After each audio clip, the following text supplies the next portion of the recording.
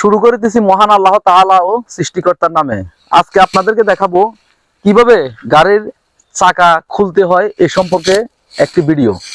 অনেকেই আমাকে কমেন্ট করেছেন যে ভাই আপনি তো গাড়ি সম্পর্কে অনেক ভিডিও দেন, আমরা তো নতুন ড্রাইভিং শিখেছি, এখন আমরা কিভাবে গাড়ির চাকা পাংচার হয়ে গেলে চাকা পাল্টাবো এ সম্পর্কে যদি আমাদেরকে একটি ভিডিও দেন তাহলে আমরা উপকৃত হতাম। এই জন্য আজকে ভিডিওটি দেওয়া। আসো এদিকে আসো। এটা হচ্ছে আমার বিসমিল্লাহ ড্রাইভিং স্কুল। বিসমিল্লাহ ড্রাইভিং স্কুলের গাড়ি হচ্ছে এটা ট্রেনিং কার। আমি এই গাড়িতে শত শত ছাত্রকে ড্রাইভিং শিখিয়েছি এবং এখনো শিখাচ্ছি, এখনো প্রচলিত এবং রানিং। আমি আমার ছাত্রদেরকে নিয়ে অনেক ভিডিও উপস্থাপন করি, অনেক ভিডিওই আমি ইউটিউব এবং ফেসবুকে আপলোড দিয়ে থাকি। যাক, আজকে যারা কমেন্ট করেছেন তাদের উদ্দেশ্যে আজকের এই ভিডিওটি। আমার এই ভিডিওটি শুধু দেখবেন তারাই যারা নতুন ড্রাইভিং শিখতে ইচ্ছুক বা নতুন ড্রাইভিং শিখেছেন, শিখতে চান, শুধু মাত্র তারাই। যারা পুরাতন ড্রাইভার তারা বা যারা ড্রাইভ জানেন বা এ সম্পর্কে ধারণা আছে তারা এই ভিডিওটি না দেখলেই হবে।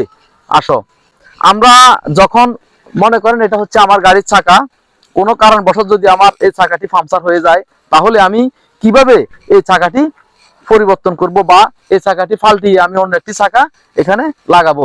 সর্বপ্রথম আমাকে দেখতে হবে যে এই আমার এই চাকাটি যখন পাংচার হয়ে যাবে তখন গাড়িটা কিন্তু নিচু হয়ে যাবে, আমার গাড়িটা কিন্তু অনেকটাই বসে যাবে।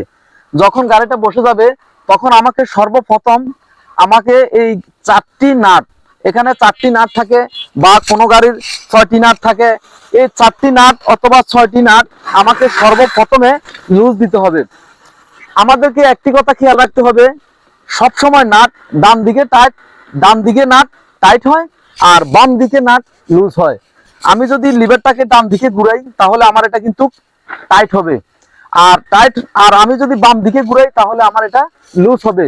যে কোনো নাটের ক্ষেত্রে ডানে এটা টাইট হয়, বামে এটা লুজ হয়। আমি এটা বামে আমি লুজ দিয়ে দিব, চারটা নাট আগে আমি লুজ দিয়ে দিব। 4টা নাট লুজ দিয়ে দেওয়ার পরে আমাকে জগ এবং লিভারটা হাতে নিতে হবে, আমাকে জগটা উঠাতে হবে।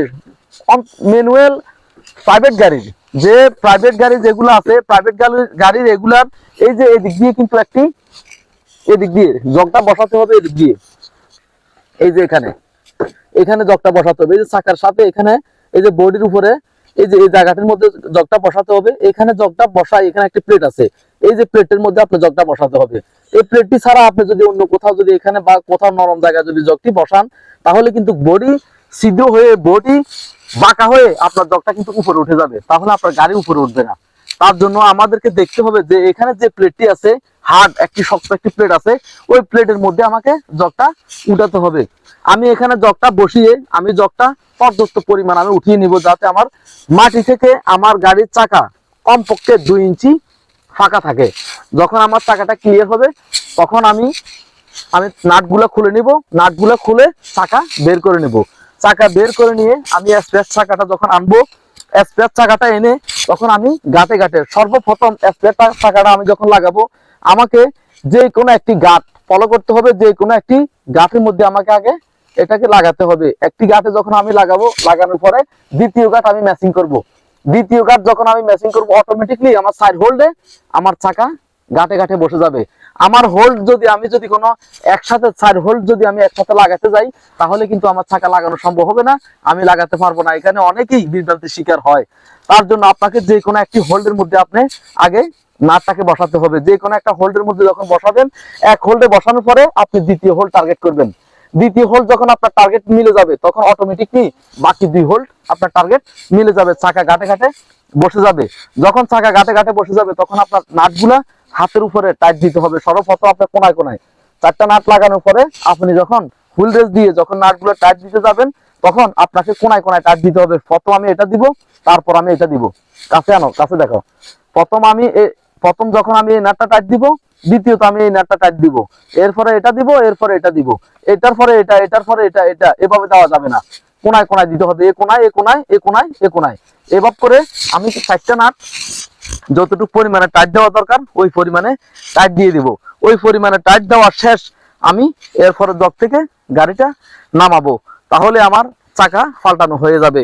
আমি যদি চাকা খুলতে গিয়ে যদি বামে লুজ না দিয়ে ডাইনে যদি লুজ দিতে চেষ্টা করি তাহলে আমার এখানে হবে কি স্টিকটা ভেঙে যেতে পারে। তার জন্য আমাকে একটি জিনিস ফলো রাখতে হবে সব সময়, যে নাট বামে লুজ হয় ডানে টাইট হয়, এই জিনিসটা আমাকে সবসময় মাথা রাখতে হবে। যাক, যারা বুঝতে পেরেছেন ধন্যবাদ তাদেরকে, আর যারা বুঝতে পারেন নাই তারা আমাকে কমেন্ট করে জানাবেন, আমি ভিডিওটি আরো ভালো করে দেওয়ার আপনাদেরকে চেষ্টা করব।